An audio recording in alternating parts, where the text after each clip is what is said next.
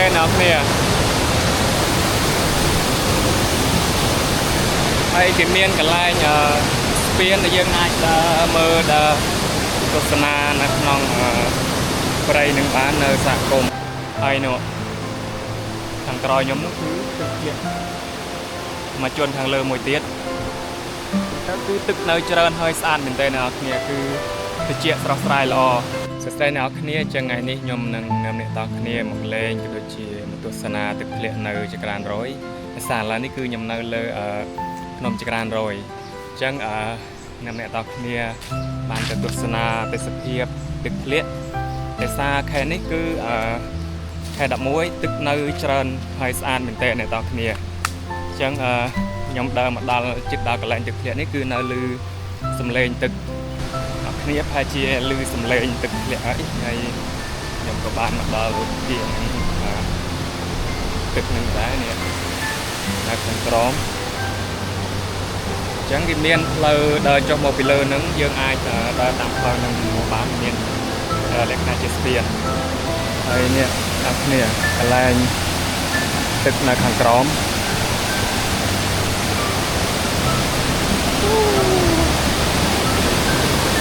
កន្លែងទឹកធ្លាក់នៅស្អាតមែនទែនអ្នកគ្នាហើយទឹកនៅច្រើនទឹកថ្លាល្អមែនទែននេះ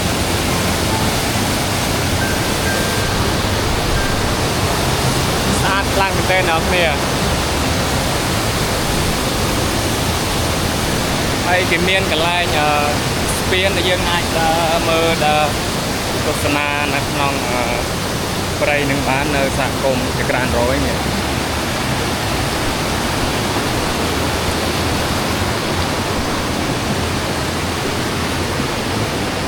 មានផ្លូវជាលក្ខណៈជាស្ពានដែលខាងសហគមន៍គាត់បានធ្វើហើយយើងអាចដើរទស្សនាបាននៅក្នុងនេះគឺធម្មជាតិទៅជាល្អមែនទែនអ្នកគ្នាហើយខាងនោះគឺគាត់មានជាកញ្ចុះមានអីដែលភ្ញៀវគាត់មកលេងអាចអង្គុយលេងបាន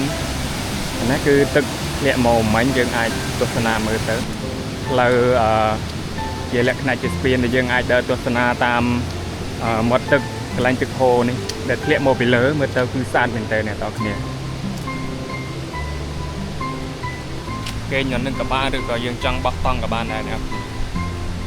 ហើយបរិយាកាសគឺស្រស់ស្រាយត្រជាក់ល្អមែនទែនដោយសារខែនេះឈានចូលដល់រដូវខ្យល់បក់ក៏រដូវត្រជាក់អញ្ចឹង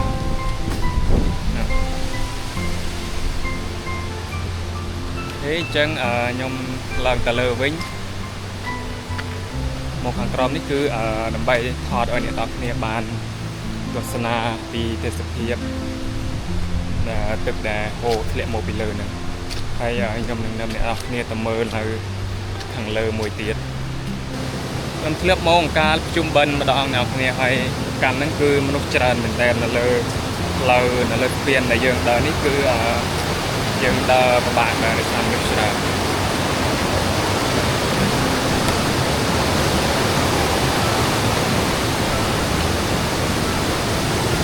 ចឹងខ្ញុំនឹងនាំអ្នកទាំងគ្នាឡើងទៅមើលនៅកន្លែង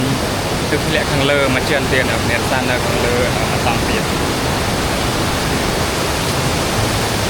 ព្រមតែហូរធ្លាក់ទៅហើយនេះខាងក្រោយខ្ញុំឃើញថានៅក្នុងខែ11នេះគឺទឹកនៅច្រើនអ្នកគ្នាយើងអាចមកលេងឬក៏មកគេងនៅនឹងក៏បានដែរដោយសារគាត់មានកញ្ចុះនៅខាងសហគមន៍គាត់មានកញ្ចុះគាត់មានយើងអាចមកបោះតង់នៅនឹងក៏បានដែរអញ្ចឹងយើងទៅមើលនៅខាងលើនៅកន្លែងទៀតហើយនេះយើងមើលពីលើទៅគឺស្អាតមែនទែន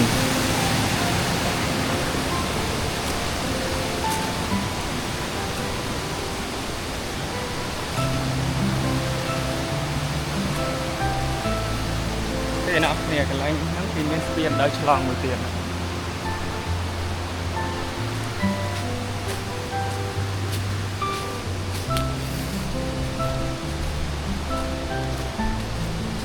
ឥឡូវយើងបានមកដល់ហើយនេះក